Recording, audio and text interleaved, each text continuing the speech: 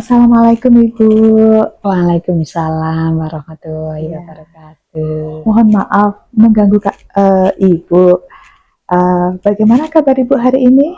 Alhamdulillah sehat. Alhamdulillah. Walaupun kemarin jadi supporter GSI ya Iya. dari Jakarta, tapi alhamdulillah fit, sehat. Alhamdulillah Ibu. Tujuan saya bertemu dengan Ibu ingin melakukan wawancara tentang dilema etika dan bujukan moral. Nanti ada beberapa pertanyaan dari saya mengenai dilema etika dan bujukan moral.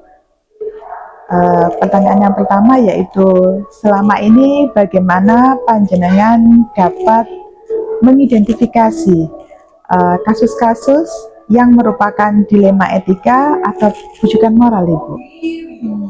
Selama ini yang saya jalani, saya bisa mengidentifikasi atau menemukan kasus-kasus tentang etika moral dan dilema etika itu saya temukan melalui rekap kehadiran guru di kelas. Jadi kami menggunakan satu inovasi aplikasi scan di kelas. Dari rekap hasil kehadiran guru di kelas itu saya bisa menemukan dilema-dilema etika yang ada di sekolah ini. Jadi dari rekap misalnya 1 bulan loh, guru A kok sekian kali tidak datang tepat waktu, lah saya temukan dari situ. Baru itu saya temukan, baru saya bisa mengadakan satu tindakan. Jadi kami menemukan itu berbasis data, tidak dari laporan siapa, gitu Bu. Iya, terima kasih atas jawabannya Ibu. Selanjutnya, selama ini bagaimana panjenengan menjalankan pengambilan keputusan di sekolah panjenengan, terutama untuk kasus-kasus dilema etika dan bujukan moral, Ibu?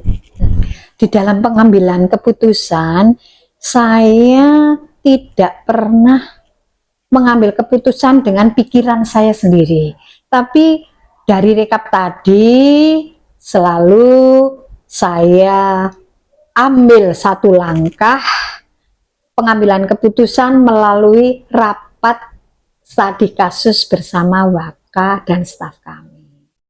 Jadi bukan pengumpulan dari pengambilan keputusan dari diri saya, tapi adalah merupakan hasil pemikiran dari beberapa staf dan Waka. Gitu Ibu, terima kasih. Selanjutnya, langkah-langkah atau prosedur seperti apa yang biasa panjenengan lakukan selama ini?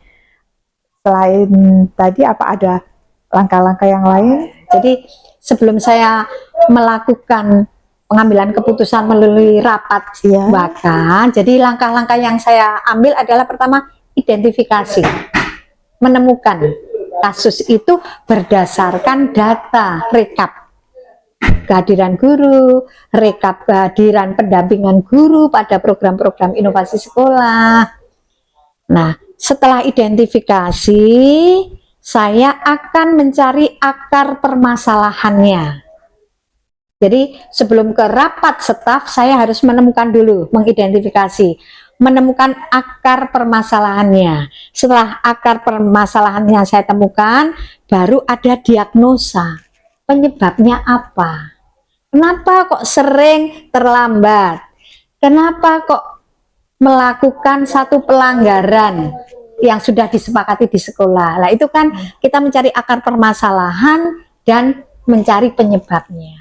Langkah kedua, jadi pertama identifikasi, yang kedua diagnosis, akar permasalahan dan penyebabnya, baru treatment. Di treatment itu solusinya, itu kami biasanya melalui rapat studi kasus, kalau itu kasus-kasus besar. Ya, dilema etika yang menyangkut nama baik sekolah. Kan pernah terjadi di sini. Saya beri contoh, saya nggak menyebut nama, jadi rekap data tidak kedisiplinan ini manajemen diri. Jadi rekap data saya peroleh dari laporan salah satu bendahara.